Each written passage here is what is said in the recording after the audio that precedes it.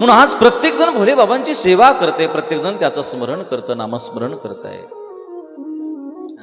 सहज प्राप्त झालं. न कळत सेवा जर केली आपण तरी तो प्राप्त होतो. तो कधी शिक्षा देत नाही, लक्ष ठेवा. काही जण म्हणतात, मला काही मेसेज पाठवतात माई बाप, महाराज आम्ही अशी अशी पूजा केली, काही चूक तर घडली नाही ना, देव काहीतरी करणार नाही. अरे देव काहीच करत नाही. नाही नाही नाही, तो कधी कधी कधी कधी तो नाही काही करत माय बाप. एक क्षमा करणारी देवता म्हणजे माझा भोलेनाथ आहे. पण जाणून बुजून नका करू माय बाप, लक्षात ठेवा. न कळत जर चूक घडली असेल तर तुम्हाला त्या अपराधाला क्षमा आहे. न कळत त्याचा पश्चाताप नाही करायचा. पण जाणून बुजून जर तुम्ही करत असाल, त्याच्याशी खेळत असाल, तर मग त्या चुकीला माफी नाहीये. न कळत करा. एक सुंदर इतिहास सांगतात ना आज श्री सूतजी महाराज. सुंदर इतिहास की अज्ञानपूर्वक जर हे व्रत केलं, पूजा जर घडली तरी भोले बाबा प्रसन्न होतात. तेवढा विचार करायचं काम नाही की माझी पूजा चांगली झाली असेल का नाही. फार सुंदर इतिहास आहे, ऐका. हा कोटिरुद्र संहिता द्वितीय खंडातील हा इतिहास आहे माय बाप.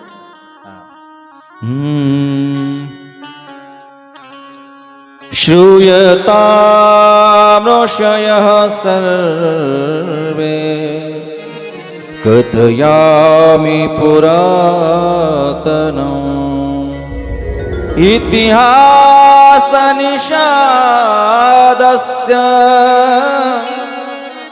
सर्वपाप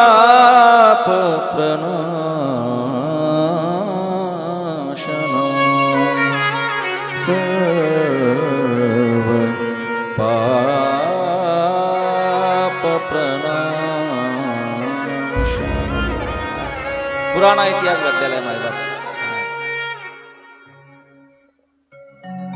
या विषयानुसार एक सुंदराचा इतिहास श्री सूतजी महाराज सांगतात. गोड इतिहास आहे.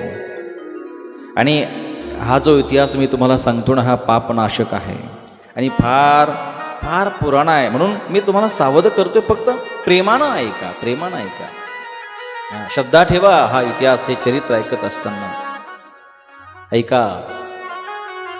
मी हे जे उदाहरण सांगतो मायबाप, हे उदाहरण सांगतो मी का सांगतोय की अरे सहजही जर मी बाबांचा स्वभाव तुमच्या समोर प्रकट करतोय.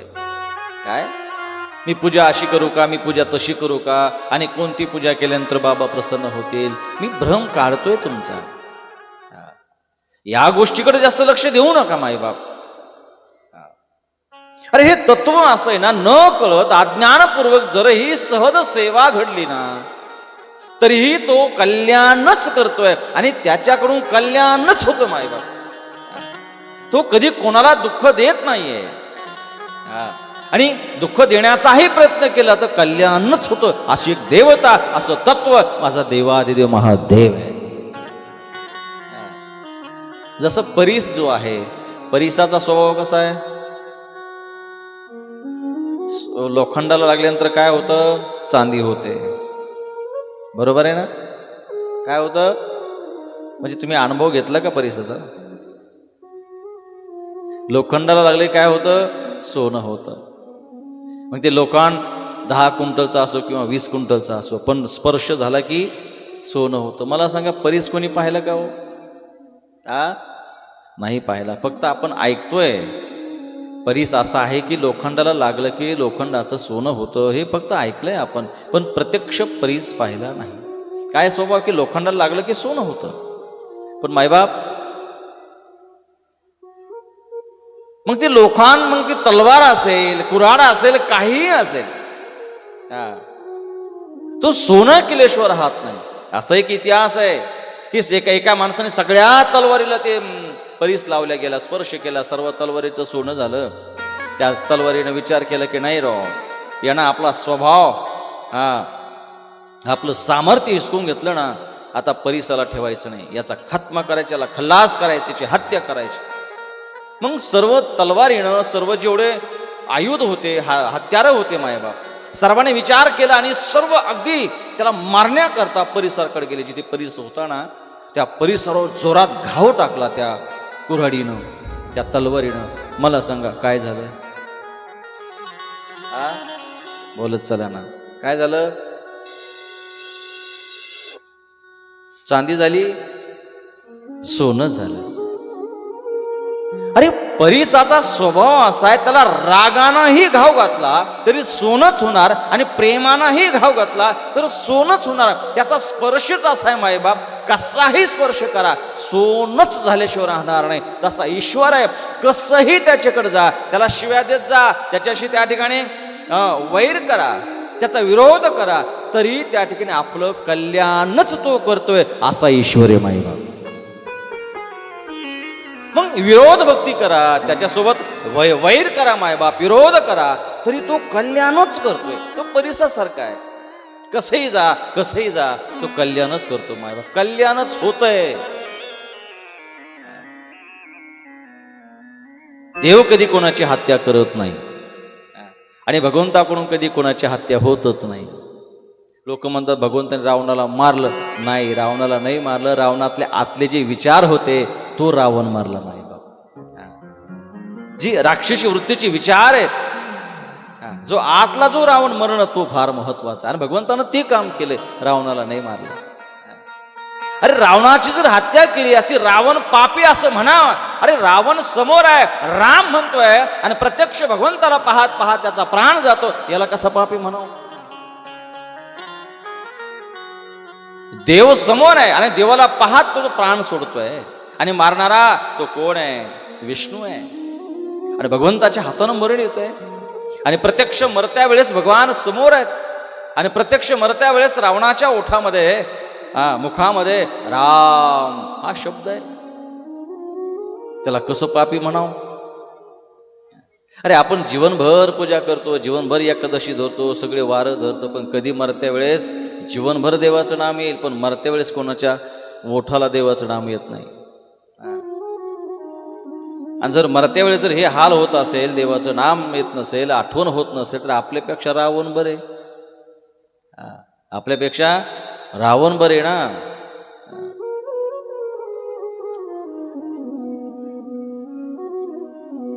देवाशी विरोध असावा, पण देवाला प्राप्त करण्याचा विरोध असावा. कोणतं ना कोणतं नातं त्याच्याशी जोडावं मायबाप. मग तो विरोध असेल, कोणताही असेल, प्राप्त होतो, तो प्राप्त, तो कल्याणच करतोय. आज हे चरित्र फार सुंदर आहे की पूर्वी वनामध्ये एक गुरुद्रोह नावाचा त्या ठिकाणी एक भिल्ल राहत होता. तो निर्दयी होता, क्रूर होता, बलवान होता, शक्तिशाली होता. मायबाप, पशूंचा वध करणं, चोरी करणं हा त्याचा व्यवसाय होता, धंदा होता. आणि त्या गुरुद्रोह नावाच्या भिल्लानं कधी लहानपणापासून कधी चांगलं काम केलं नव्हतं, कधी सत्संग केला नव्हता, कधी शुभ कर्म सुद्धा त्या गुरुद्रोहानं केलं नव्हतं. मायबाप, असा हत्यारा होता, असा महापापी तो त्या ठिकाणी गुरुद्रोह होता. पण एक दिवस असं झालं की जंगलामध्ये जावं, पशुची हत्या करावी, आणि त्यावरच उदरनिर्वाह त्या गुरुद्रोह नावाच्या भिल्लानं चालवावा. मायबाप, पण एक दिवस अशी परिस्थिती निर्माण झाली की आई वडिलांना त्याला बोलून घेतलं. 3-4 दिवस झाले शिकार मिळाली नाही. ज्या दिवशी शिकार मिळाली नाही त्या दिवशी मात्र कुटुंब उपोषी राहत होतं. मायबाप, एक पूर्ण दिवस जंगलामध्ये तो फिरत राहिला. 2 दिवस झाले शिकार मिळाली नाही. मग काही लेकरं बाळ, पत्नी, आई वडील होते. त्या आई वडिलांना त्या गुरुद्रोहाला बोलून घेतलं. बाबा, हे बाळा, हे सोन्या, इकडे रे बाबा. हे बघ, आमचं जीवन आहे ना, बस तू आहेस. अरे गेली 2 दिवसापासून या पोटामध्ये अन्नाचा कण नाही रे बाबा. आणि कशी तुला शिकार मिळत नाही रे, कशी मिळत नाही? काय करावं आता? काहीतरी खायला आण, आम्हाला काहीतरी खायला दे, नाही तर आम्ही जगणार नाही, आम्ही जगू शकत नाही. हे बाळा, जा, कुठेतरी जा आणि काहीतरी खायला आणून दे, नाहीतर आम्ही मरल. त्या गुरुद्रोहाला चिंता पडली आणि गुरुद्रोह निघाला जंगलामध्ये आणि विचार केला की आता नाही, मी शिकार आणल्याशिवाय घरी येणारच नाही. निश्चय केला. नाव काय आहे? गुरुद्रोह. भिल्लाचा मुलगा आहे. निघाला जंगलामध्ये. जंगलामध्ये जात असताना पूर्ण दिवस थांबला, शिकारीची वाट पाहत होता, शिकार त्याला मिळाली नाही. विचार करून आले, काय काय आज कोणतीही परीक्षा माझ्या समोर हा ईश्वर पाहत असेल, काय होत आहे माझ्यासमोर, शिकार का आम्हाला मिळत नाही. पण विचार केला, आता घरी जर जावं तर आज लेकरं बाळ पत्नी आई वडील मला पाहिल्यानंतर धावत माझ्याकडे येतील की मुलांना काहीतरी आणलं असेल खायला, मुलांनी काहीतरी आणलं असेल खायला. पण मी जर शिकार नाही नेली तर ही अपेक्षा, ही फार दुःख, हे मला सहन होणार नाही. मी पाहण्याची क्षमता नाही आहे माझ्याकडे. नाही नाही नाही, मी शिकार केल्याशिवाय घरी जाणारच नाही, असा विचार त्या गुरुद्रोहाने केला माझ्यावर. आणि मग काय करावं, आपण काय करू, आता रात्रभर का होणं इथं थांबणं होत नाही, पण मी शिकार नेणार. भिल्ल आहे म्हणून असं चरित्र सांगतं की त्या भिल्लानं एका झाडावर बसावं मायबाप. हा, झाडावर बसल्यानंतर शिकारीची वाट पाहावी की येईल शिकार, येईल, आली की बास मी त्याला मारणार, आणि शिकार मारले की मी माझ्या आई वडिलांना खायला देणार, हे विचार त्याच्या मनामध्ये. आणि तितक्यात योगायोग असा झाला, 6चा टाइम होता. जे 4 प्रहरापैकी प्रथम प्रहर म्हणजे 6 ते 9, दुसरा प्रहर 9 ते 12, तिसरा प्रहर 12 ते 3, आणि चौथा प्रहर 3 ते 6. पहिल्या प्रहरामध्ये ज्यावेळेस 6 ते 9 या प्रहरामध्ये मात्र असं घडलं ना, दैव योग असा घडला आहे की बाण मात्र धनुष्याला जोडलेला होता मायबाप. आणि हा विचार करत होता, शिकार कोणत्या बाजूने येईल, आली की आता मी पटकन शिकार मारल आणि घरी जाईल. पहिला प्रहर सुरू झाला 6 ते 9 या वेळेची त्या प्रहराची वेळ होती. आणि असं विचार करत असता मायबाप त्या क्षणी एक हरण मात्र त्या गुरुद्रोहाला दिसल्याबरोबर एवढा आनंद झाला त्याला. अरे कोणत्याही कशाही प्रकारचा विचार न करता घाईघाईनं बाण घेतला, धनुष्याला जोडला, मागं ओढला मायबाप, आणि बाण सोडायचा त्याच वेळेस त्या ठिकाणी त्या हरणाच्या मुखातून शब्द बाहेर पडले, हे गुरुद्र थांब थांब, मारू नकोस मारू नकोस मारू नकोस. गुरुद्रो इकडे तिकडे पाहू लागला, अरे अरे अरे कोण बोलतंय, कोण मला हाक मारतंय, आणि आज माझ्या शिकार माझ्या समोर आली आहे, सकाळपासून मी वाट पाहतोय, हे कोण अडथळा घालतंय, आणि बाण ओढला आणि मला कोण हाक मारते. अशा 6च्या वेळेमध्ये तितके ते हरणाकडे पाहिलं मायबाप, तर हरणाच्या मुखातून हे शब्द बाहेर पडले होते, हे गुरुद्रोह थांब, मला मारू नको. ही प्रथम प्रहर होता मायबाप. आणि त्या हरणानं त्या गुरुद्रोहाकडे पाहिल्याबरोबर ते हरण काय म्हणते ना, आता लक्षात ठेवा मायबाप, एक अलौकिक शब्द आहे, काय गोड गोड शब्दामध्ये.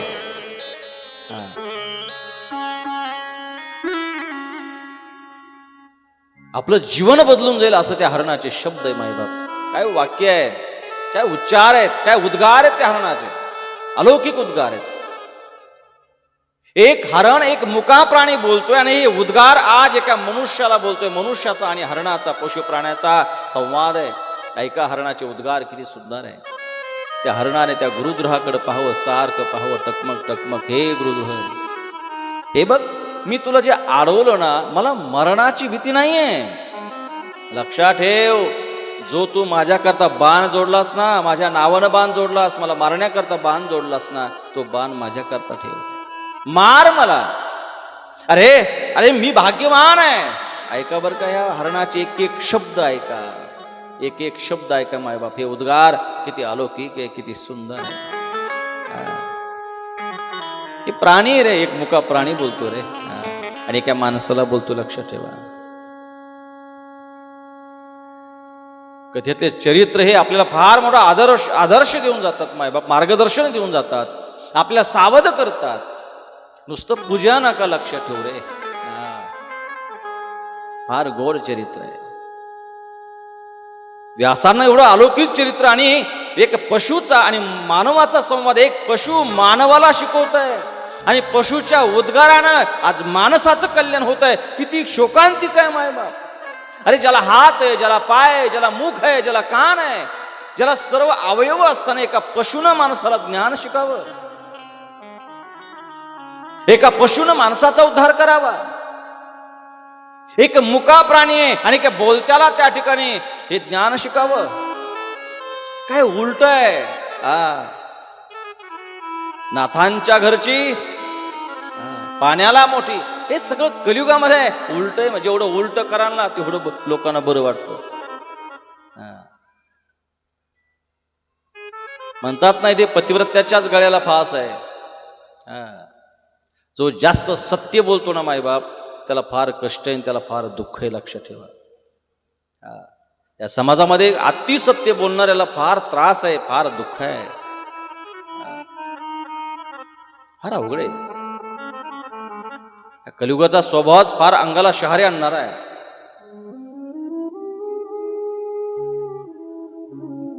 काय नाथ महाराजांनी काय सुंदर लिहून ठेवलं. आज एक पशुनं माणसाला सांगावं रे, माणसाला, ए बाबा मार मार मार मार रे बाबा मार मार. मी तुला नाही म्हणणार नाहीये, पण ऐक जरा 2 मिनिटं वेळ दे मला. किती मिनिटं? मातोश्री बोलत चला, 2 मिनिटं वेळ द्या. का? अरे तू जे बाण जोडलास ना माझ्या करता जोडलास, आणि मी तुला जे थांबवलं ना तू मला मारू नको या करता नाहीये. लक्ष ठेव. मार. अरे मी भाग्यवान आहे. वा वा भाग्यवान आहे रे मी. आनंदाने दुःख नाहीये चेहऱ्यावर. भाग्यवान आहे, भाग्यवान आहे. हा ध्रुव विचार करू लागला. बाण जोडलाय, काही क्षणात मीला बाण मारणार आहे. ती न घाबरता म्हणते मी भाग्यवान आहे. मरणाचं कुठं भाग्य असतं? प्रत्येक पशु बाण पाहिल्यानंतर धोधो पळतात, आणि ही माझ्या समोर धाडसानं थांबली. मला बोलते अरे मी भाग्यवान आहे. हे व्याध, हे व्याध माझा. अरे ज्या ज्या देहाला मारण्याकरता तू बाण जोडला असणार रे, मला मारण्याकरता. अरे आज बघ माझ्याकडून काय मोठं कार्य होत आहे. अरे जगामध्ये या कार्यासारखं मोठं कार्यच नाहीये.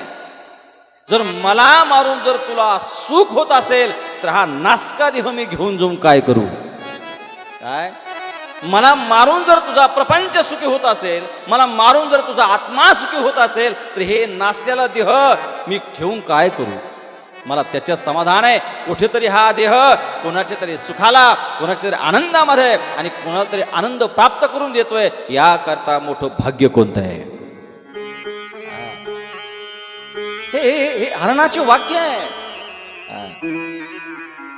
यापेक्षा मोठं भाग्य कोणतं आहे रे? हे नासका देह तुझ्या तुझ्या कामाला येतोय, आणि या देहाने मला मारून जर तुला सुख प्राप्त होत असेल तर याच्यासारखं मोठं पुण्य कोणतं आहे?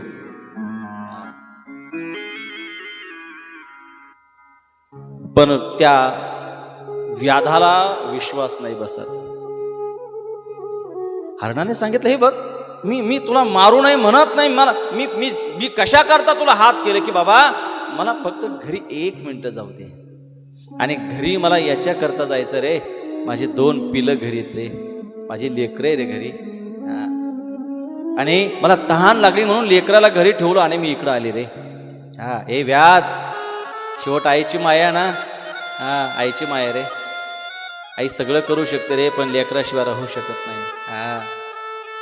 बघा ना, एखादी गाय जर चरायला गेली का जाताना किती जड ओढीत ओढत न्यावं लागतं, पण येताना तिला हाणायची गरज नाही. एवढी धावत येते. कोणाकरता? आपल्या पिला करता, आपल्या बच्चाड्या करता रे. आई आई असते. आईची माया ही अलौकिक आहे. माई बाप हे बाबा मला मार, पण आता जर मला मारलं, माझा जीव माझा प्राण माझ्या लेकरामध्ये सध्या. मला फक्त माझ्या पिलाकडे जाऊ दे रे. एकदा डोळे भरून माझ्या लेकराला पाहू दे. एकदा त्यांना स्तनपान करू दे. आणि माझ्या लेकराला माझ्या माझ्या बहिणीकडे मी सोपून देते, आणि मात्र मी तुझ्या स्वाधीन होते. व्याध नुसतं पाहत होता मायबाप. एक प्राणी बोलतोय, लक्ष ठेवा. व्याध तुला माझ्या शब्दावर विश्वास नसेल ना व्याध, तर ऐक मी काय बोलते. ऐका मायबाप पुढे काय बोलतं ते हरण.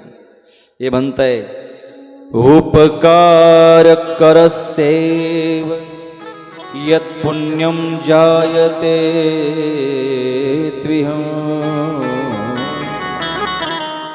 तत्पुण्यं शक्यते नैव वक्तो वर्षशतैरपि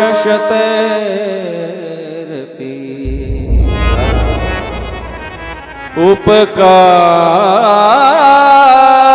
करसे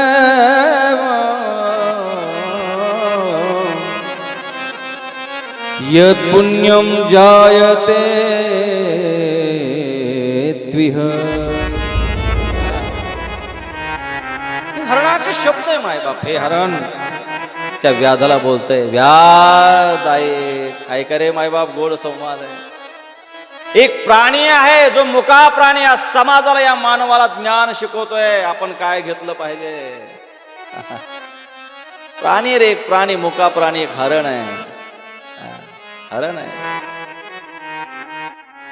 उपकार करसैव यत् पुण्यम जायते त्विह तत् पुण्यम शक्यते नैव वक्तुम वर्षशतैव. काय सुंदर आहे, काय सुंदर आहे मायबाप. लोकांमध्ये जे उपकार करतात, व्याध ऐक, व्याध ऐक, व्याध. किंबहुना जे परोपकारी जीव असतात ना, हे व्याध, जो जगावर परोपकार करतो ना, व्याध. ऐका बरं का मायबाप, एक हरण बोलत रे, फक्त लक्ष द्या मायबाप. एका प्राण्याचा संवाद, एक प्राणी मानवाला हे प्रबोधन करतोय, संबोधन करतो. लक्षात ठेवा, एक प्राणी रे, एक प्राणी, मुका प्राणी आहे. व्याध, व्याध, अरे आम्ही प्राणी आहोत, पण ऐक व्याध. उपकारक करस्येव यत् पुण्यम जायते त्विहं तत् पुण्यम शक्यते नैव वक्तुम वर्षशतैरपि. हे हरणाचे शब्द आहे, हरणाचे वाक्य आहे. काय बोध आहे मायबाप. ते हरण म्हणते व्याधाला, व्याध, अरे जगामध्ये जो त्या ठिकाणी या जगावर मानवावर परोपकार करतो ना, त्याच्या पुण्याचं वर्णन कितीही वर्ष केलं तरी होणार नाही. एवढं महान उपकाराचं पुण्य आहे. आपण जगावर उपकार करतोय मायबाप, गोरगरिबावर उपकार करतोय, मानवावर उपकार करतोय, प्राण्यावर उपकार करतोय, सर्व सृष्टीवर उपकार करतोय, जीवजंतूवर उपकार करतोय मायबाप. त्या उपकाराचं पुण्य असं सांगितलंय की कितीही जन्म जर लिहित बसलं देवता तरी त्या उपकाराचं पुण्य लिहिल्या जाणार नाहीये. एवढे महान उपकाराचं पुण्य मायबाप. तत् पुण्यम शक्यते नैव नैव वक्तुम वर्षशते. वर्ष किती वर्ष मायबाप. जर लिहित बसलं तरी उपकाराचं पुण्य लिहिलं जाणार नाही. एवढं उपकार जगात महान आहे. जगात उपकार फार महान आहे. आणि आज अरे कुठेतरी उपकार करण्याची संधी मला प्राप्त झाली रे व्याध, म्हणून मी तुला मारू नको असं म्हणत नाहीये. मार मला, फक्त मला माझ्या लेकराला भेटायचं. आणि व्याज माझ्यावर विश्वास नाही तर मी तुला वचन देते. आता वचन बघा काय देते. ऐका मायबाप. हे व्याध, हे बघ, ही जी पृथ्वी जी आहे ना, ही फक्त सत्यावर टिकून आहे. लक्षात ठेव. हे व्याध, मी तुला वचन देते. व्याध वचन देते. वचन काय देते ना, लक्षात ठेवा.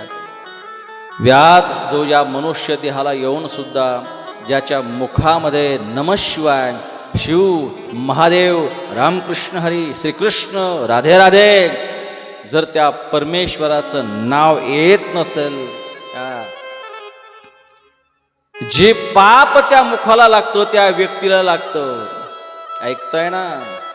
जे परमेश्वरानं जे मुख त्या भगवंताचं स्मरण करण्याकरता, भजन करण्याकरता दिलंय, आणि ज्या मुखातून या परमेश्वराचं भजन येत नसेल त्या माणसाला, त्या व्यक्तीला जे महान पाप लागतंय ते पाप मला लागेल, पण कधी मी परत नाही आले तर. जो शिव विमुख आहे, जो भगवान भोलेनाथांचं स्मरण करत नाही, महादेव म्हणत नाही, नमःशिवाय म्हणत नाही, जे त्याला महापाप लागेल ना, महापाप, ते पाप मला लागेल, पण कधी मी परत नाही आले तर. ऐक व्याध पुढे. जो परद्रोह करतोय मायबाप, ज्या परद्रोहीला जे पाप लागेल ते पाप मला लागेल, पण मी जर परत नाही आले तर. जो या समाजाचा विश्वासघात करतोय ना, मी हे करेल, मी ते करेल, अशी आशा लावतोय, पण त्याचा विश्वासघात करणाऱ्याला जे पाप लागेल माईबाप ते पाप मला लागेल. विश्वासघात हे महान पाप, लक्ष ठेवा. हे मी नाही सांगत माई, हे पुराण आहे. द्वितीय खंडामध्ये हे चरित्र आहे, लक्ष ठेवा. आपण तर दिवसातून किती विश्वासघात करतोय आपल्या लक्षात येत नाही. जे रोगाच्या रूपानं जे येतोय ना, संकटाच्या रूपानं, अशांतीच्या रूपानं जे येतंय ना, हेच पाप आहे. ते दिवसभरातून खोटं, असत्य, विश्वासघात, गोरगरिबांचा टळटळाट. आपल्यामुळे जर एखाद्याचं मन अत्यंत दुखवलं आणि आपल्यामुळे जर एखाद्याच्या डोळ्यात अश्रू आले मायबाप, महान पाप आहे, लक्षात ठेवा. महान पाप आहे. जीवनामध्ये कोणाचा आशीर्वाद घेऊच नका. काही गरज नाही आशीर्वाद घेण्याची, काही गरज नाही. पण शाप मात्र घेऊ नका. आशीर्वाद घेऊ नका कोणाचा, काही गरज नाही त्या आशीर्वादाची. पण शाप घेऊ. आणि एक सांगू का, तुम्ही जर चांगलं काम करत असेल ना, तर त्यांना आशीर्वाद द्यावा याचं काही गरजच नाही. त्याचा पवित्र ज्यावेळेस आपण चांगलं काम केलं आणि तो प्रसन्न झाला, तोच आपल्याकरता आशीर्वाद आहे. बरं का सरपंच साहेब, तोच आशीर्वाद. तुम्ही एखाद्या गोरगरिबाचं कल्याण करताय, फक्त त्यानं म्हणा वा साहेबानं काम केलं बरं का, आणि आशीर्वाद बी नाही दिला, काही नाही म्हटलं, पण त्याची चांगली भावना ती आपला आशीर्वाद, लक्षात ठेवा. काही गरज नाही. म्हणजे आशीर्वाद माझा आशीर्वाद म्हणून कल्याण होतं असं नाही आहे. पण आपल्या चांगल्या कर्मामुळे, आपल्या कर्तृत्वामुळं जर त्याचं कुटुंब सुखी झालं माईबाप, तो ते कुटुंब सुखी नाही आहे. तो माझा भोलेनाथ आनंदित झाला, लक्षात ठेवा. कोणाचा आशीर्वाद काही गरज नाही आशीर्वाद घेण्याची, पण शाप मात्र घेऊ नका, लक्षात ठेवा. ऐका रे ऐका, हे प्राणी बोलतोय. जो जगाचा विश्वासघात करतो ना, जे त्याला पाप लागतंय ते पाप मला लागेल. पण कधी मी परत नाही आले तर. हे वचन दिलं माईबाप, हे वचन दिलं. आणि ते हरण निघून गेलं. तो परत त्या ठिकाणी हातामध्ये अगदी बाण बाजूला ठेवला आणि वाट पाहतोय. दुसरा प्रहर सुरू झाला. टायमिंग माहिती आहे दुसऱ्या प्रहराचा? आता सांगून गेलो मी. पहिल्या प्रहराचा टायमिंग किती मातोश्री? 6 ते 9. आणि दुसऱ्या प्रहराचं टायमिंग, वाह क्या बात आहे. काही म्हणा, पण तुम्ही माझ्यासोबत चला रे, अशी श्रोते मिळायला पाहिजे. किती सुंदर कथा ऐकताय तुम्ही, किती अभ्यास करताय, किती सूक्ष्म पद्धतीनं तुम्ही कथा ऐकताय, किती चिंतन करताय, सुंदर. वा वा वा. आणि अशी हुशार तज्ज्ञ श्रोते असल्यानंतर वक्त्याला सुद्धा खूप आनंद वाटतो मायबाप. दुसरा प्रहर कोणता आहे? 9 ते 12. हा दुसरा प्रहर आहे. दुसरा प्रहर सुरू झाला. दुसऱ्या प्रहरामध्ये असं घटना घडली मायबाप. एक त्याचप्रमाणे जसा तो एक कोणीतरी व्याध येईल, शिकार येईल, आणि परत एक हरण त्याच्या समोर आल्याबरोबर आता विचार केला, आता नाही सोडायचं. काही त्या ठिकाणी संवाद झाला तरी आता नाही सोडायचं. आणि त्या क्षणी पहिल्यासारखंच पुन्हा धनुष्य घेतला, पुन्हा धनुष्याला बाण लावला, पुन्हा बाण ओढला, सोडायचा. परत दोन्ही व्याध, थांब मारू नकोस. व्याध पुन्हा थबकला मायबाप. अरे काय चाललंय? पण व्याधाने विचार केला, आता हे हरण काय बोलतोय, मला काय बोलणार आहे?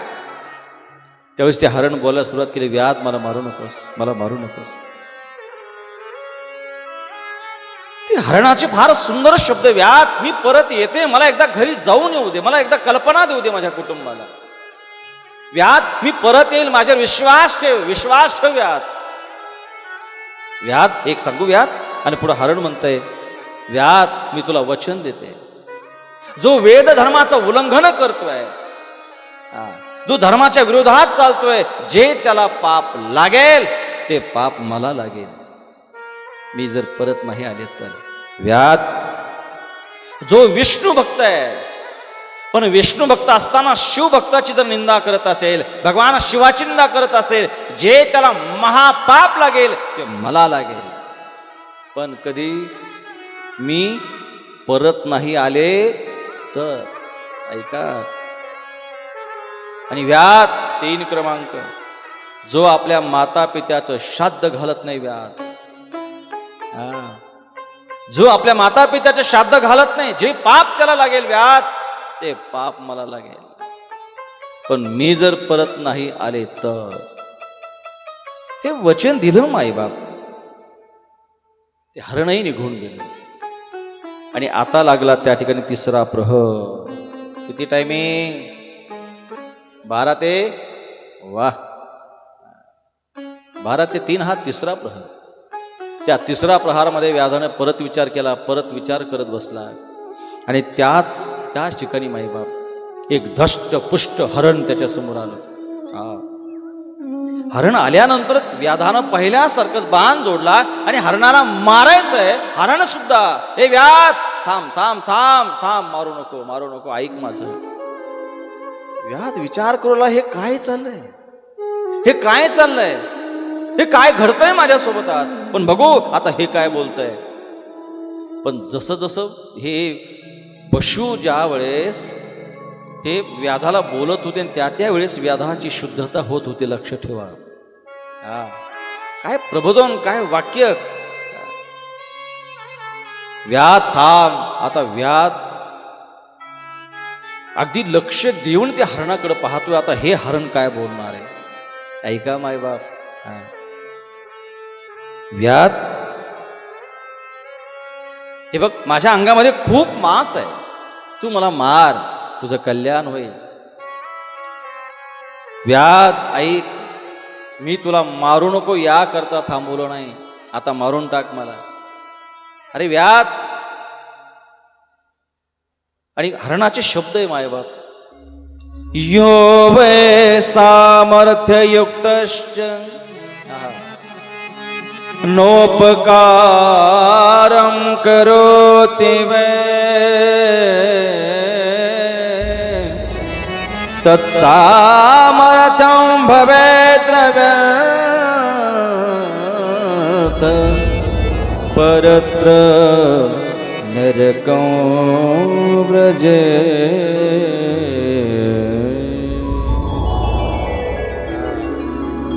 आता हरण फार गोड बोललाय, टोकाची भाषा वापरली रे हरणाने, टोकाची. ऐका रे श्रोते मायबाप, बाकीचे वाक्य जर लक्षात राहिले नसेल, हे टोकाचं हरण बोलतोय, अलौकिक बोलतोय. याचा आदर्श आपण घेतला पाहिजे. एक प्राणी मानवाला शिकवतो रे धर्म. प्राण्यानं धर्म पाळला, पण माणसानं धर्म सोडला मायबाप. आज प्राणी धर्मानं चालतात, निसर्गाच्या नियमानुसार चालतात, पण माणूस नाही. माणसानं धर्म सोडला रे. आज हे हरण म्हणतंय, यो वै सामर्थ्ययुक्तश्च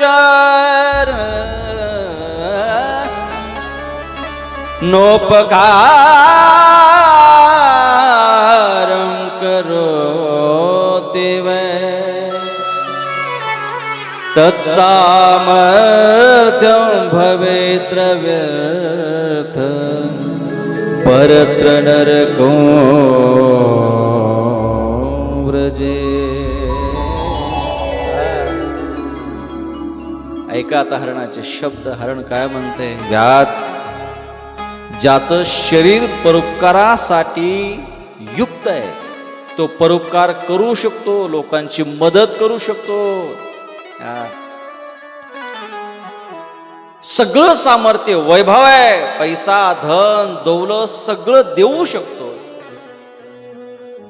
सर्व वैभव असताना सुद्धा जो समाजाचं कार्य करत नाही, उपकार करत नाही, व्याध, सगळं सामर्थ्य असताना सुद्धा त्याच्या जीवनामध्ये लोकांचे उपकार करत नसेल, तर व्याध, तो मेल्यानंतर त्या व्यक्तीला मी शब्द देतोय व्याध. हे महापुराण सांगताय, शिवमहापुराण सांगताय, आणि सत्य भाषा आहे की जर सगळं सामर्थ्य असताना जर तुम्ही समाजावर परोपकार करत नसाल, तर त्या व्यक्तीला नरकाची प्राप्ती होते. हे शिवमहापुराण सांगताय.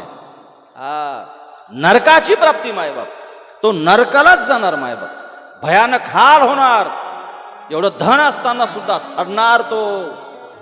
आणि ज्याच्याकरता कमवून ठेवलं मायबाप, ती सुद्धा नाक बांधून त्याच्या समोर आल्याशिवाय राहणार नाही. ही संपत्ती, हे वैभव एक दिवस एकट्याला पलंगावर पडावं लागेल. आणि त्याला अन्न असं दुरून लुटून देतील मायबाप. ही संपत्ती यांच्याकरता कमवली ना, मर आता एकटा.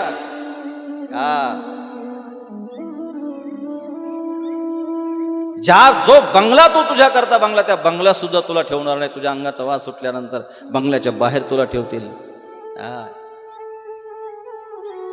संपत्ती वैभव असताना सुद्धा परोपकार नाहीये, दानदक्षिणा नाहीये, ज्ञान कर्म नाही, तर तुला नरकाची प्राप्ती माईबाप. हे मी नाही बोलत, हा श्लोक आहे. तत्सामर्थ्यम भवेद्र व्यर्थ नरकम परत्र नरकम व्रजेत. त्याला नरकाची प्राप्ती आहे, नरकाची. असं नाहीये मायबा. अरे जशी परिस्थिती आहात ना, अरे शिवमहापुराण चालू आहे, अरे देत राहा रे, करत राहा अन्नदान. जेवढं द्याल ना मायबाप, एक सांगू का, तुम्ही जेवढं अन्नदान करताय ना, तेवढं दुप्पट तुमच्याकडे चांगलं आल्याशिवाय राहत नाही, लक्ष ठेवा. हे शास्त्र आहे.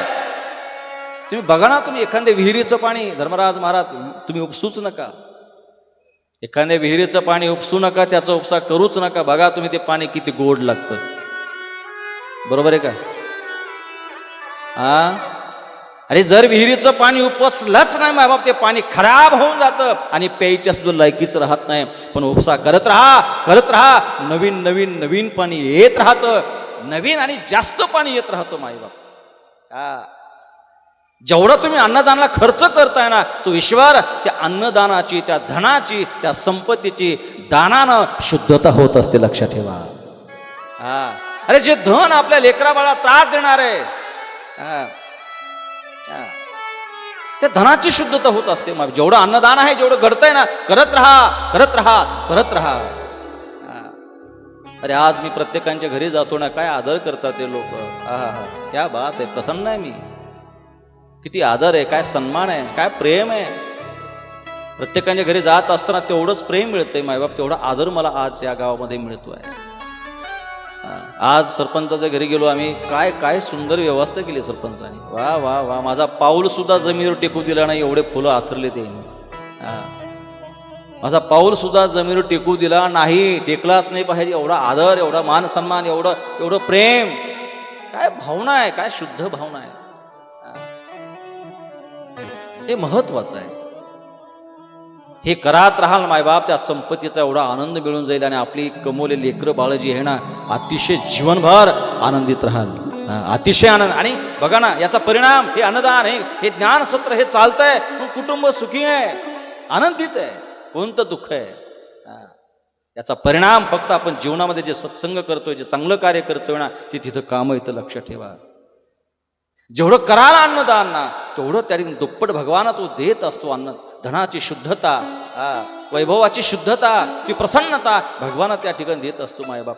लक्ष एक बोलू का तुम्हाला, ज्या ठिकाणी धन आहे तिथे शांतता नसते, लक्षात ठेवा. सुख नसतं, आनंद नसतं. पण ज्या ठिकाणी धन असूनही सर्व परिवार एकत्र आहे, आनंद आहे, सुख आहे, तिथे सांगू का, तिथे ईश्वराचं प्रागट्य आहे, देवाचं प्रागट्य आहे तिथे. कारण लक्ष्मी आणि हे धन एकत्र राहत नाही आहे मायबाप. पण जिथे धनही आहे, आनंद आहे, सुख आहे, तिथं मात्र ईश्वर आहे. ईश्वर आहे. यो वै सामर्थ्य युक्तश्च नोपकारम करोति वै तत्सामर्थ्यम भवेद्र व्यर्थ परत्र नरकम व्रजेत. तो व्यक्ती नरकाला जाईल मायबाप, नरकाला जाईल. मी परत सांगतो, ऐक व्यात, हे उपकार अत्यंत महत्वाचे आहेत. माणसाने जीवनात उपकार करत राहावं. तुम्ही संसारामध्ये किती 100 वर्ष संसार केले ना, कोणी विचारत नाही धर्मराज महाराज. लोक म्हणतात आमचं म्हातारं आहे ना 100 वर्ष जगलंय. पण 100 वर्ष जगून तू कसा जगला, किती 100 वर्ष जगला याला महत्व नाही, तू कसा जगलाय ना याला महत्व आहे. लोक सहज मला म्हणतात आमचं म्हातारं 100 वर्ष जगलं महाराज. अरे पण 100 वर्ष जगून कधी लोकांचं कल्याण केलंच नाही, काय करायचं रे 150 वर्ष जगून. 100 वर्ष जगला याला महत्व नाहीये, तो कसा जगलाय ना याला महत्व आहे. थोडं जगावं, पण चांगलं जगावं. आपला इतिहास घडला पाहिजे. आपण गेल्यानंतर घर नाही, आपण गेल्यानंतर गल्लीतले नाही, आपण गेल्यानंतर अख्खं गाव नाही, आपण गेल्यानंतर अख्खं जग, अख्खा महाराष्ट्र आपल्याकरता रडला पाहिजे. हे जगणं आहे मायबाप. हे जगणं आहे आणि याची आठवण राहत असते. बघा ना तुम्ही कर्डिले साहेबांची काय आठवण आहे, काय प्रत्येकाच्या मनामध्ये तीच आठवण आहे. अरे प्रत्येकाने मै घेतल्यानंतर प्रत्येकाच्या डोळ्याला अश्रू रे. काय जीवन जगणं आहे, काय कार्य आहे. उपकार करत राहा मायबाप, उपकाराचा इतिहास घडत असतोय. मी उदाहरण सांगेल तुम्हाला. एका गावामध्ये एवढी महाभयंकर आग लागली ना, गरिबाची झोपडी होती रे. एवढी आग लागली, एवढी आग लागली. सगळे लोक त्या ठिकाणी त्या आगीला विझवण्याकरता तळमळ करतात, धावपळ करतात. आग विझत नाही, विझत नाही. एवढं गावाने प्रयत्न करा, अरे गरिबाच्या झोपडीला आग लागली रे, संसार जळतो रे, धग धग धग धग धग धग धग धग संसार जळतोय. चला रे काहीतरी मदत करू. सर्व गाव त्या आगीमध्ये पाणी पाणी पाणी टाकत होतं. मायबाप आग विझण्याचा प्रयत्न करत होतं, पण आग विझत नव्हती. अग्नीचं स्वरूप रुद्र रूप धारण केलं होतं आगीने.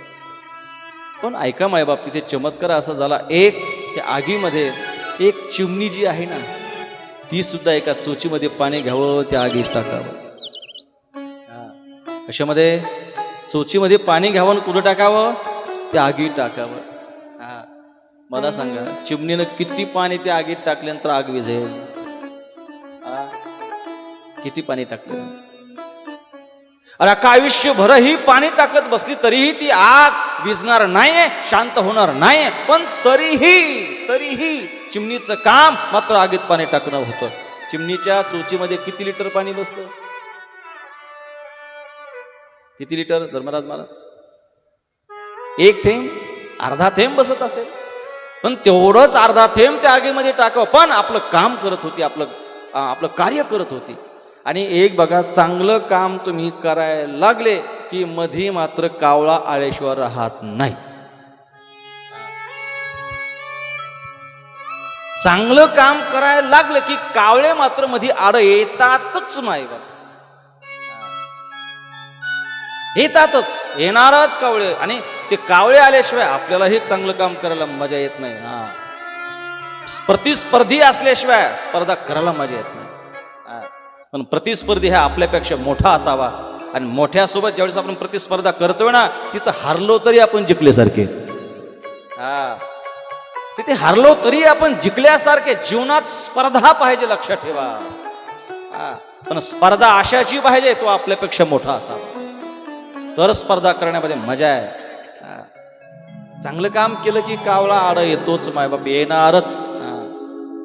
चिमणी ज्यावेळेस चोचीमध्ये पाणी घ्यावं, चिमणीने भूर भूर भूर भूर भूर भूर उडत जावं, तितक्यात कावळा मध्ये आडा आला. चिमणी सांगितलं, दादा अरे नको आडू रे, मला आडू नको, मला जाऊ दे रे. बघ बघ बघ बघ ती आग बघ रे, गरीबाचा संसार जळतो रे बाबा. मला जाऊ दे रे, मला जाऊ दे. कावळ्याने सांगितलं, थांब, तुला जाऊ देत नाही. अरे पण चांगल्या कामात का आड येतोय? थांब, माझ्या प्रश्नाचं उत्तर दे. चिमणी थांबली जाग्यावर. ऐका बर का, संवाद फार गोड आहे. कावळ्याने चिमणीकडे पाहून म्हणा, तू पागल आहे जरा, मंद बुद्धी आहेस. काही कळत नाही तुला. तुला अक्कल सुद्धा नाही. काय काय काय काय कावळा. ती चिमणी, हे बघा, शहाणी माणसं कमी बोलत असतात, एकदाच बोलतात, पण पुन्हा समोरचा शांतच बसतो. चिमणी सारखं पाहते कावळ्याकडे, सारखं पाहते. कावळ्याचं बोलणं चालूच, तू अशी आहे, तू तशी आहे. आणि अगं वेडीस का तू, पागल आहे, तुला दिसत नाही डोळ्यानं, आंधळीस तू. अगं बघ बघ बघ, किती गाव सगळं, हजारो लोक त्या त्या आगीवर पाणी टाकतात, आग विझत नाही. आणि तू तुझ्या चोचीतल्या एका थेंबानं आग कशी विझल हे कळत नाही. अरे बघ बघ, सगळं गाव, हजारो लोक त्या आगीवर पाणी टाकतात तरी आग विझत नाही, आणि तुझ्या एका चोचीतल्या थेंबानं ती आग विझल? पागल. काही म्हणू लागला. चिमणी शांत होते. चिमणीने दादाला सांगितलं, कावळू दादा, आता मी बोलू का? तू खूप बोललास, आता मला बोलू दे. आणि चिमणी आता बोलायला प्रारंभ करते. दादा, तू आतापर्यंत जे बोललास ना, ते योग्य बोलला, खोटं नाही बोलला, सत्य बोलला. कारण तू जे बोललास ना, ते बरोबर बोललास की दादा, की बघणार रे, त्या आगीनं किती रौद्र रूप धारण केलंय. सगळे लोक आग विझवण्याचा प्रयत्न करतात, पण आग विझत नाही. आणि दादा, माझ्या एका चोचीतल्या थेंबानं ती आग कशी विझेल हे सुद्धा मला कळतंय. हे मला कळतंय दादा की माझ्या एका चोचीतल्या थेंबानं ती आग कशी विझल याची जाणीव, याची कल्पना मला आहे. पण दादा ऐक पुढे, ऐक पुढे. मला याची जाणीव आहे की एवढे लोक त्या आगीवर पाणी टाकतात, आग विझत नाहीये दादा. मला कल्पना आहे, मी किती जन्मही त्या आगीवर पाणी टाकत राहिले तरी आग विझणार नाही याची मला कल्पना आहे. मग कावळू दादा म्हणतो याची कल्पना मग टाकते का? अरे ऐक ऐक, माझं वाक्य पूर्ण झालं नाही, ऐक जरा. आतापर्यंत तू बोललास, आता मला बोलू दे.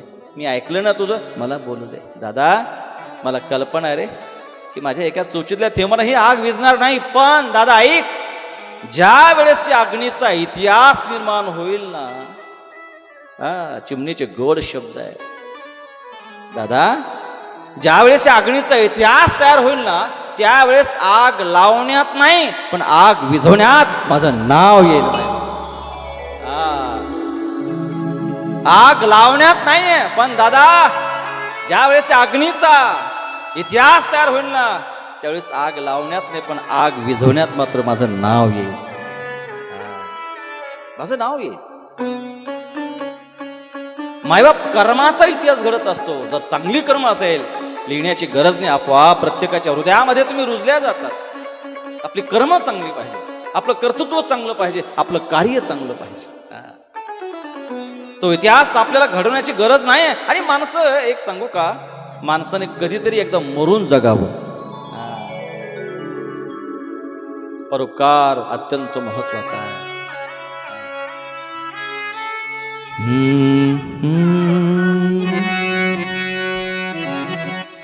एक फारच सुंदर सूत्र आहे, एक आठवलं म्हणून मी गातोय. किसी के काम जो आए उसे इंसान कहते हैं.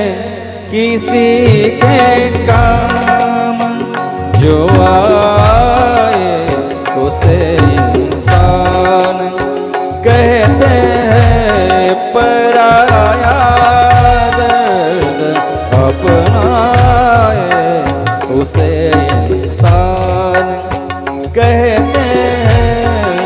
किसी के काम जो आए उसे इंसान कहते हैं.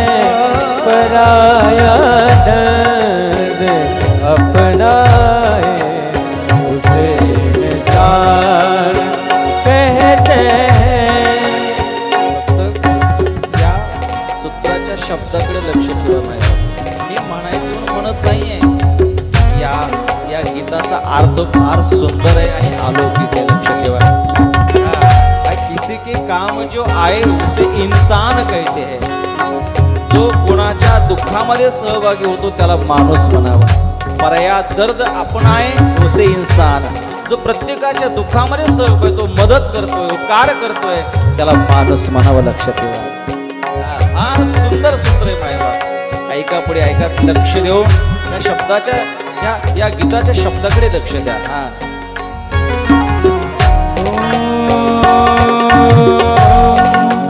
कभी धनवान है कितना, कभी इंसान निर्धन है. कभी धनवान है कितना, कभी इंसान निर्धन है. कभी सुख है कभी दुख है. इसी का नाम जीवन है. इसी का नाम जीवन है. जो मुश्किल में ना घबराए उसे इंसान कहते हैं. किसी के काम जो आए उसे इंसान कहते हैं. पराया दर्द अपनाए उसे इंसान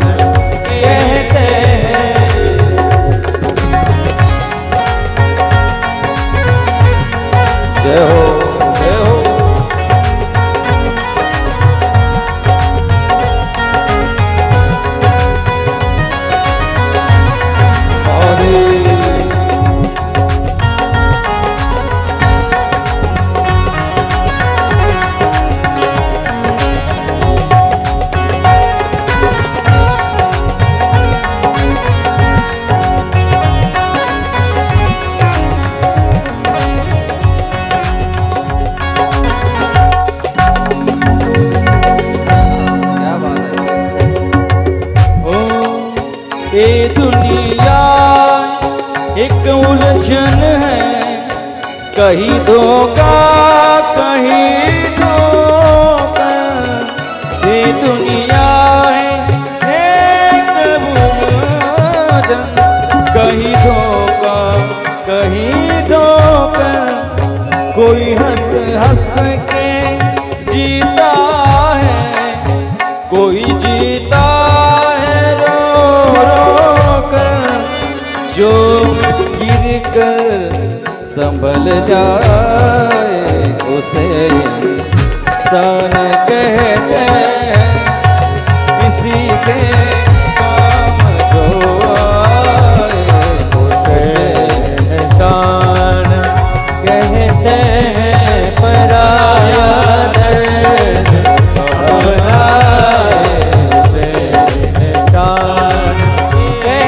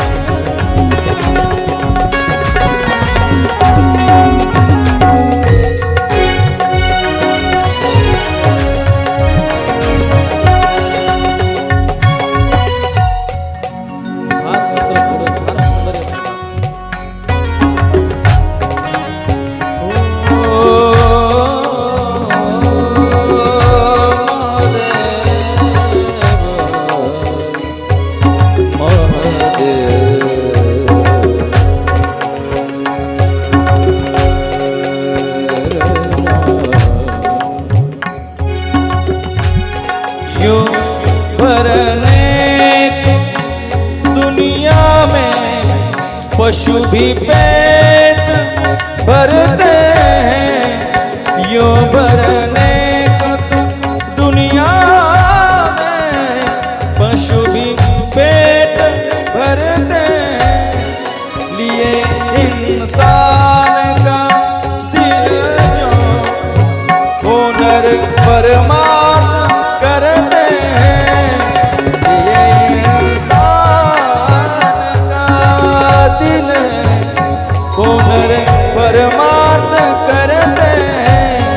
बतिक जो पाठ कर खाए उसे इंसान कहते हैं।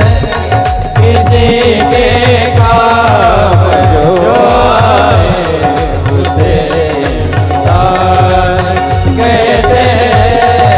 किसी के काम जो आए उसे इंसान कहते हैं। किसी के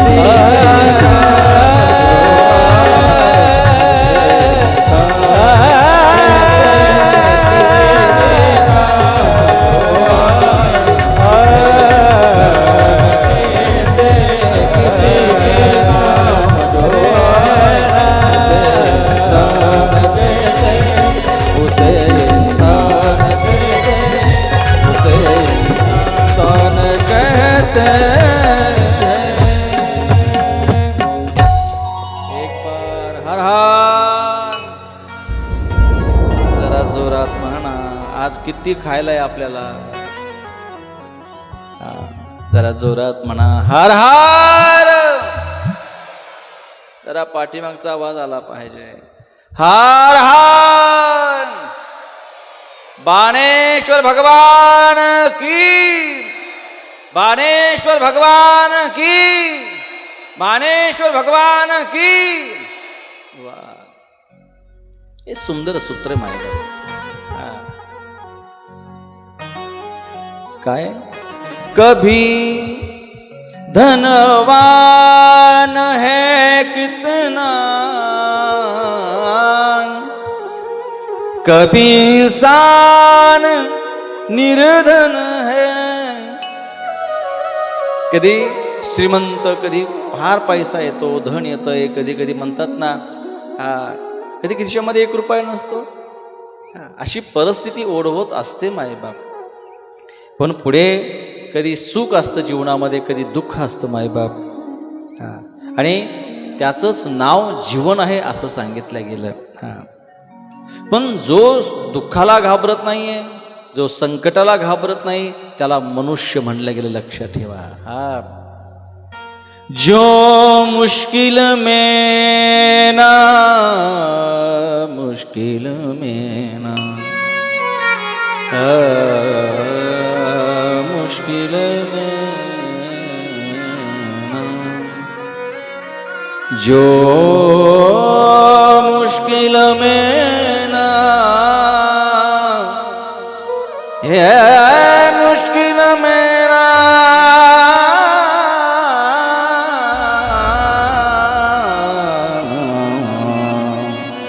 मुश्किल में ना,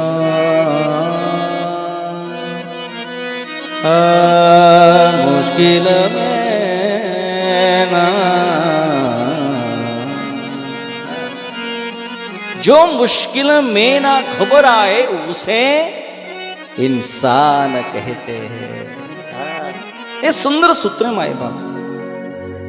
या दुनियामध्ये जो दुःखाला घाबरत नाहीये, त्याला मनुष्य म्हणावं. पुढे काय सांगितलंय?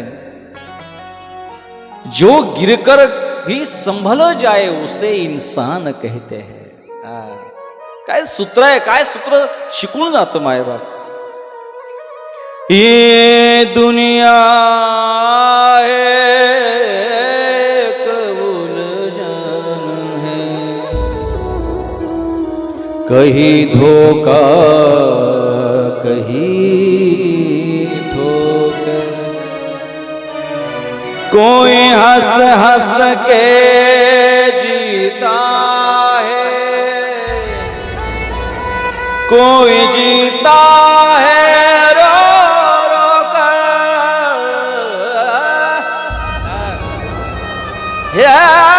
कोई जीता है रो रो रो कर, कोई जीता है रो रो कर. जो गिरकर फिर संभल जाए उसे इंसान कहते हैं. हर हरणाचे शब्द आहे बाबा. मी परत येईल. आणि पुढे हरण म्हणते, हे बघ माझ्यावर विश्वास नसेल ना, ऐक. तिन्ही सांजेला मी तुला वचन देतोय. तिन्ही सांजेला जो मैथून करतोय, ऐका बर का. तिन्ही सांज अतिशय पवित्र सांगितले गेली. तिन्ही सांज ही पूजा विधी करण्याची तिन्ही सांज आहे. आणि तिन्ही सांजाला भगवान भोलेनाथांचे दूत हे फिरत असतात. तिन्ही सांज ही भगवान भोलेनाथांची तिन्ही सांज आहे. तिन्ही सांजेला आपल्या मनात सूक्ष्मही पाप आलं तर भोलेनाथाचे दूत ते गण आपल्याला सोडत नाही. ही पवित्र समय, दानधारणा करण्याची पवित्र तिथी मायबाप, ही वेळ आहे. तिन्ही सांजेला आपण रामराम एकमेकाला रामराम घालतो. मंदिरामध्ये जाणं, कुणी हरिपाठ घेतंय, कुणी ध्यानधारणा करतंय, कुणी जप करतंय, कुणी देवाला दिवाबत्ती करताय. तिन्ही सांजेला कोणत्याही प्रकारचं सूक्ष्मही पाप करायला सांगितलेलं नाहीये. अरे कश्यपाला त्या दितीनं काय केलं होतं कश्यपाला, की मग तिन्ही सांजेला इच्छा की माझ्या शरीराला स्पर्श करा. कश्यपानं खूप सांगितलं दितीला, नाही दिती, ही तिन्ही सांज भगवान शंकराचे दूत फिरत असतात. तिन्ही सांजेला हे कर्म अवैध आहे, वर्ज्य आहे. नाही दिती ऐक, महाघोर पाप होईल. दिती ऐकत नाही आणि कश्यपाच्या शरीराला स्पर्श करते. परिणाम देवताला महाभयंकर त्रास देणं 2 महाराक्षस जन्म घेतात. कोण? हिरण्याक्ष आणि हिरण्यकशिपू मायबा. म्हणून तिन्ही सांजेला फक्त सत्संग करावा, नामजप करावा. कोणतंच पाप तिने सांजेला होता कामा नाही मायबाप. अतिशय पवित्र ही तिने सांज आहे. आणि आज ते हरण म्हणतं तिने सांजेला जो मैथून करेल त्याला हे जे महापाप लागेल ते पाप मला लागेल मी जर नाही परत आलो. आणि शिवरात्रीला जो भोजन करतोय अन्न खातोय जे त्याला महापाप लागेल ते पाप मला लागेल. जो अभक्ष भक्षण घेतोय जो मांस खातोय मांस मांस खाणं हे माणसाचं मनुष्याचं खाद्य नाही. मांस हे प्राण्याचं खाद्य आहे. लक्षात ठेवा. जे दुसऱ्याचं पोट फाडून स्वतःचं पोट भरतात ना त्याचं कधीच कल्याण होत नाही. लक्षात ठेवा. कधीच नाही. हे सृष्टीचा नियम नाहीच आहे मायबाप. तो मला सांगा मांस कोण खातं सांगू का तुम्हाला? जो जिभेनं पाणी पितोय ना तोच मांस खातो. आणि जो ओठानं पाणी पितोय ना तो कधीही मांस सेवन करणार नाही. कदापि मांस खाणार नाही. जो ओठानं पाणी पितोय तो मांस खात नाहीये पण तो जिभेनं पाणी पितोय ना तो कधी शाकाहार खाणार नाही. मला सांगा गाय काय कशानं पाणी पिते? धर्मराज महाराज ओठानं. हरण कशानं पाणी पितं? बैल कशानं पाणी पितो? मांजर कशानं पाणी पिते? जिभेनं. गाय बैल म्हैस हरण अन्य काही प्राणी असेल हत्ती सुद्धा ओठानंच पाणी पितोय. पण लक्ष ठेवा मायबाप जे ओठानं पाणी पितात ते कधी मांस खात नाही. गाय मराल पण मांस कधी खाणार नाही. हत्ती मराल पण मांस कधी खाणार नाही. बैल मराल हरण मराल पण मांस कधी खाणार नाही. मला सांगा माणूस कशानं पाणी पितो?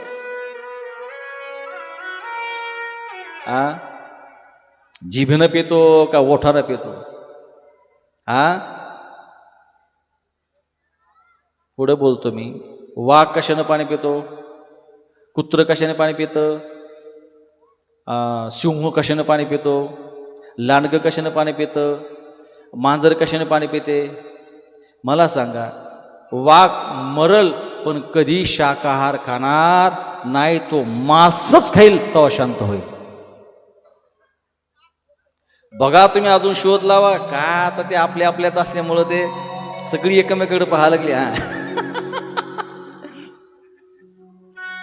नुसतं एकमेकडे पाहतात सगळे. सगळ्याला सगळं माहिती आहे. फक्त मला माहिती नाही. लक्षात ठेवा. आता मला आता तुम्ही एकाकडे पाहता लगेच लक्षात यायला लागले काय काय चाललंय खाली. आता बघा तुम्ही जेवढी प्राणी जिभेनं पाणी पितात ना तेवढी मांस खातात. तेवढी मांस खातात. शाकाहार कोणताच प्राणी खात नाही. कोणता? जो जिभेनं पाणी पितो तो. पण जी ओठानं पाणी पितात ती मांस कदापि खात नाही. म्हणून माझा प्रश्न आहे माणूस कशानं पाणी पितो? कशानं? मला सांगा माणूस काय खातो? माणसाने फक्त माणूस खायचा राहिलाय. बरोबर आहे का? हो लोकांनी ना काही काही लोक जे इथून इथपर्यंत गंध लावायचे का एवढ्या माळी होते का लोकांच्या गळ्यामध्ये. त्यावेळेस करोनामध्ये डॉक्टरने सांगितलं दादा तुला जर जगायचं असेल तर तुला माळ काढावं लागेल. 2 मिनिटात तर माळ बाजूला. कशा करता? जगण्याकरता. गंध दिला पुसून माळ दिली खुंटीला टांगून सुरू. कशा काय नाही फक्त जगण्याकरता. मायबाप जगण्याकरता कित्येक लोकांनी माळी काढल्यात करोनामध्ये. बरोबर आहे का नाही? कित्येक लोकांना. पण लक्षात ठेवा तुम्हाला शास्त्र माहितीच नाही. शास्त्राचा नियम असा आहे तुम्ही किती जर खात असाल पीत असाल महापापी असाल पण जर तुम्ही परमार्थामध्ये जर आला ना तर मागचं केलेलं पाप एक त्या पापाला क्षमा केल्या जाते.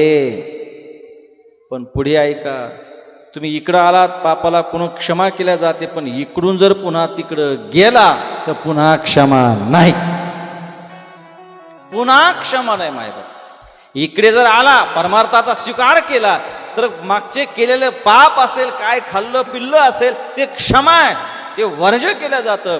पण इकडून परत तिकडे गेला तर पुन्हा क्षमा नाही.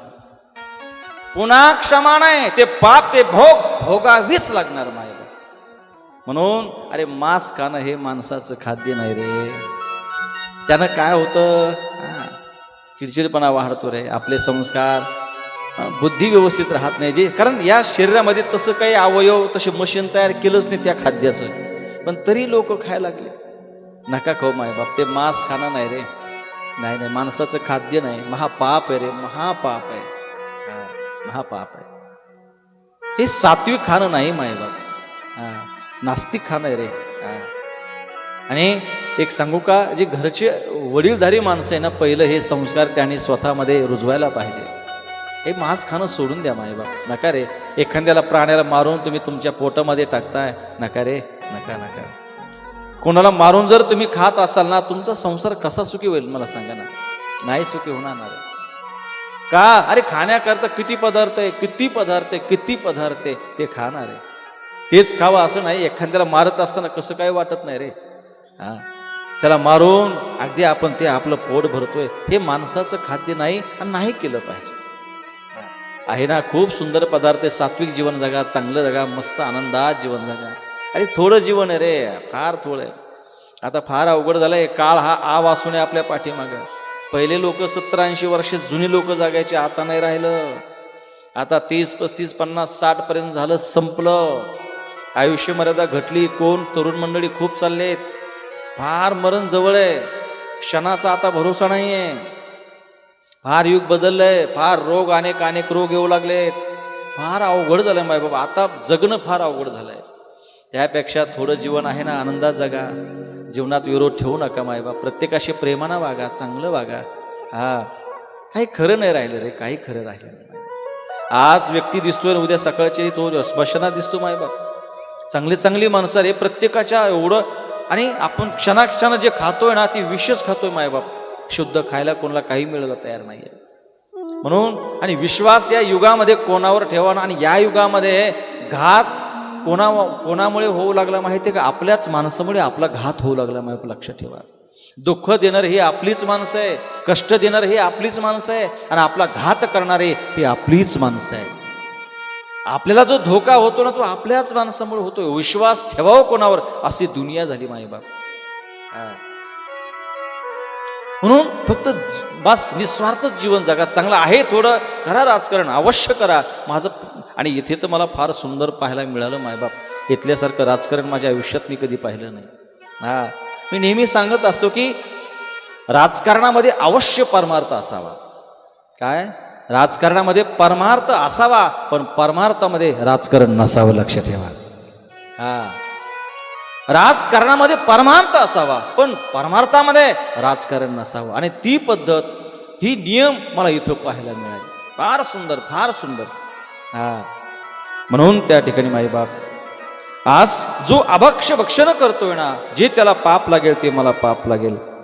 आणि त्या ठिकाणी हरण परिवाराला भेटायला गेला. आणि त्यानंतर 4था प्रहर सुरू होतो. 4था प्रहर म्हणजे किती? 3 ते 6. त्या 4थ्या प्रहरामध्ये सर्वच परिवार तिथे येतो माईबाप. सर्व परिवार आल्यानंतर मात्र त्या 4थ प्रहराची पूजा त्या ठिकाणी त्या व्याधाकडून घडल्या गेली. त्यांच्या शब्दानं, त्यांच्या वचनानं, जो त्यांचा उद्देश होता माईबाप, आज त्या व्याधाचं मन, त्याचे विचार हे पवित्र होत गेले. ज्यावेळेस सर्व कुटुंब त्याच्या समोर उभं राहिलं आणि सर्व कुटुंब, लेकरं बाळा सगळं समोर उभं राहिल्यानंतर त्या व्याधाला सांगितलं, व्याध मार, आता मला सगळ्यांना मारून टाक. त्यावेळेस व्याधाच्या मुखातून फार सुंदर त्या ठिकाणी शब्द बाहेर पडले. व्याध खिन्न झाला, पश्चाताप करू लागला. कधीतरी केलेला कर्माचा पश्चाताप झाला पाहिजे. पश्चातापेनं शुद्धता. जीवनामध्ये केलेल्या कर्माचा पश्चाताप झाला पाहिजे. आणि पश्चाताप ज्यावेळेस होतो ना, त्यावेळेस कर्माची शुद्धता होत असते, लक्षात ठेवा. आणि आज तो व्याध काय म्हणतोय, ऐका आता. एते धन्या मृगाश्चैव ज्ञानहीना सुसम्मता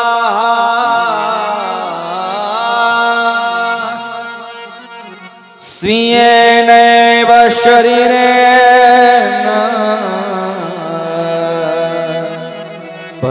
उपकारणे रता.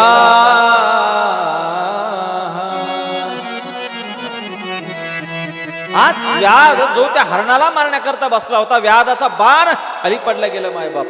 आणि व्याध म्हणतो, वा, हात जोडला गेले, धन्य आहे. अरे पशु योनीमध्ये आहेत पण धन्य आहे, धन्य आहे, धन्य आहे. अरे पशु योनीमध्ये असताना काय काय काय काय उच्चार आहेत रे, काय विचार आहेत त्यांचे.